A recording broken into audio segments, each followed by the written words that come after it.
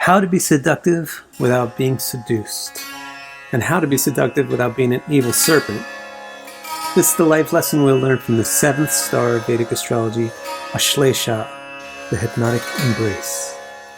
In this series, Life Lessons of the Vedic Nakshatra, we'll discover how life really works by exploring the 27 constellations through the mystical Sanskrit words of the Vedic Nakshatra Sutra.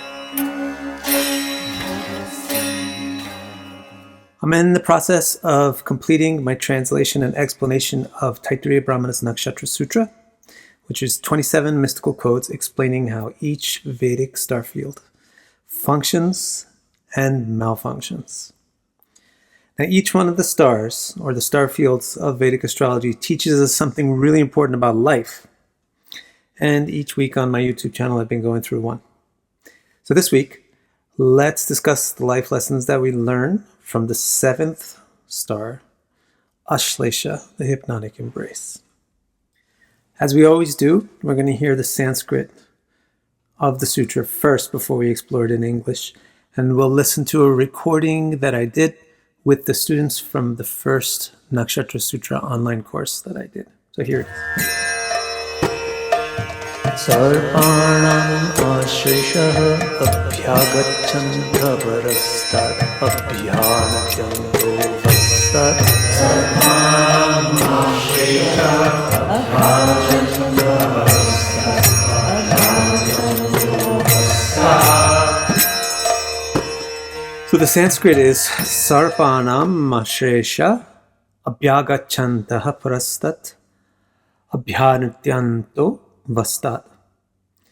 And the basic translation of that is the serpent's embrace needs seduction for impassioned dancing. As you can see, I'm sure, Aslesha basically is a nakshatra that's all about passionate attraction and intercourse. It's a very sexual nakshatra. It's a very passionate nakshatra.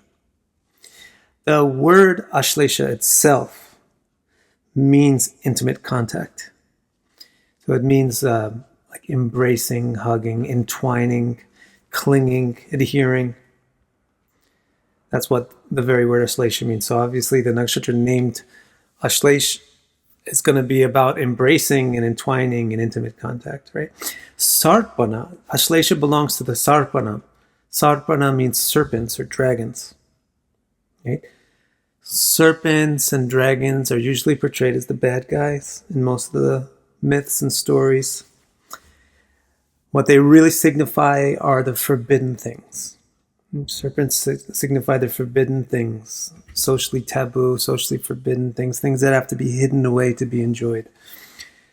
And so it's quite fitting that the nakshatra of the passionate embrace and sexual intercourse is connected with the Sarpanas, who represent forbidden things, because that's the whole stigma. Sexuality has a huge stigma in modern human society, that it's something that has to be private, otherwise it's going to corrupt the society. You know, it's okay to show people shooting each other on the news, but it's not okay to show people having sex. So sex has this huge stigma associated to it. So it's very fitting that the Vedas have kept it with the symbolism of serpents. See, sexuality is such a powerful thing that people can become addicted to it and want it very much for themselves. And that can turn a person evil when you're very greedy for something. And so how the life lesson that we'll get from Ashlesha, one of the life lessons is, how do you be sexually active without being serpentine, without warranting the stigma of being a weirdo or something? So the sutra continues by identifying what the star field Ashlesha needs and what it wants to do, right? So what it needs is abhyagachantaha. Abhyagachantaha means seduction, to put it simply in English. Gacha means to go, agacha means to come or bring. And abhyagacha means to forcefully bring or to seduce, to charm. That's what serpents are known for. They hypnotize. They charm. They're mystical. They have this mystical magic, right? Now, what does it want to do with the seduction? What does Ashlesha Nakshatra want to do with its seduction? It's abhyanrityanta, and passion dancing. Nritya means to dance, to express, to rejoice. Anritya means to be kind of like forcefully put to dance, made to dance. Abhya, with great passion. Abhi means with great passion. So very passionately made to dance. That's what Aslesha wants to accomplish. It wants to seduce so that it can make this really forcefully passionate, irresistible dance. So now let's figure out what this life lesson is, and what's the lesson we get out of this, right? How do you be seductive without being seduced? And how do you be seductive without being a serpent, right?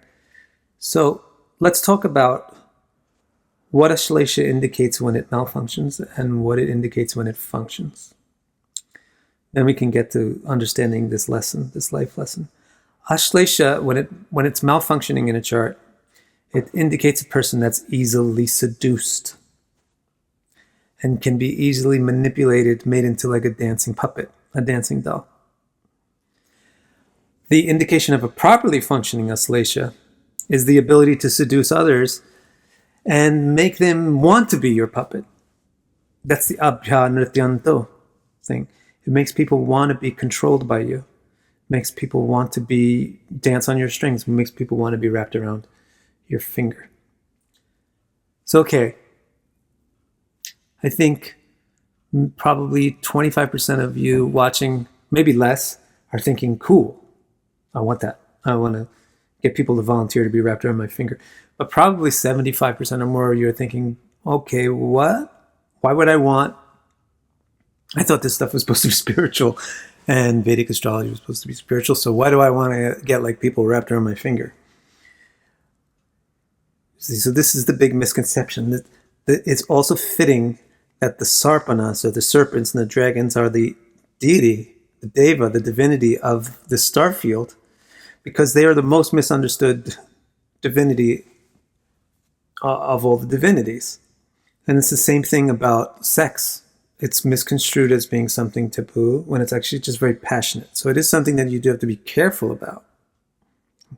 It's not just a run-of-the-mill everyday thing like breathing. It is something that requires great care because it's so powerful, but it's not inherently bad or good. So the misconception here is that being seductive and making people dance necessarily indicates that you're exploiting them. That's the misconception. See, the truth is, people love to dance. And people even like to be led. It's very stressful to be the leader.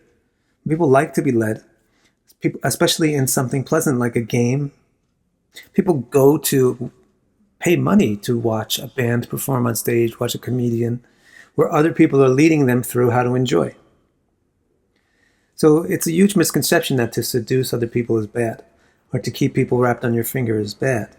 To want harm for people is bad. To want to exploit people is bad.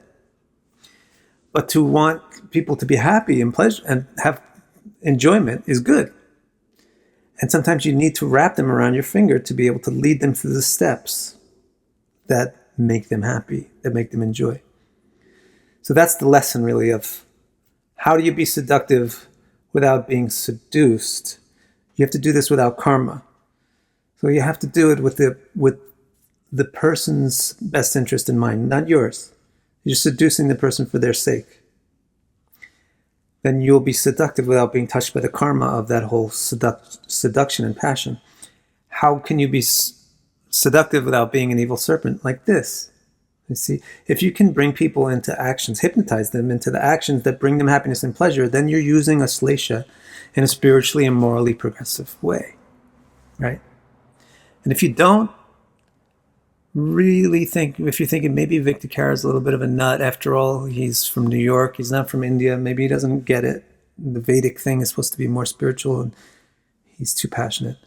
Actually, if you study the esoteric descriptions of Krishna very carefully with the right person who understands them, you'll see that this Ashlesha concept is working in its perfection on the ultimate level, ultimate spiritual level, with the ultimate spiritual entity, Krishna.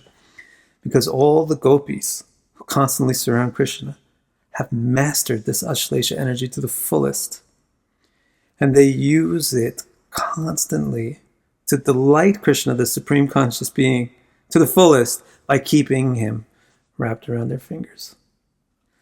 So don't think that the Vedic culture agrees that seduction is an inherently evil thing. Use the seduction because you're delightful and you're going to help the person experience joy by drawing them to you.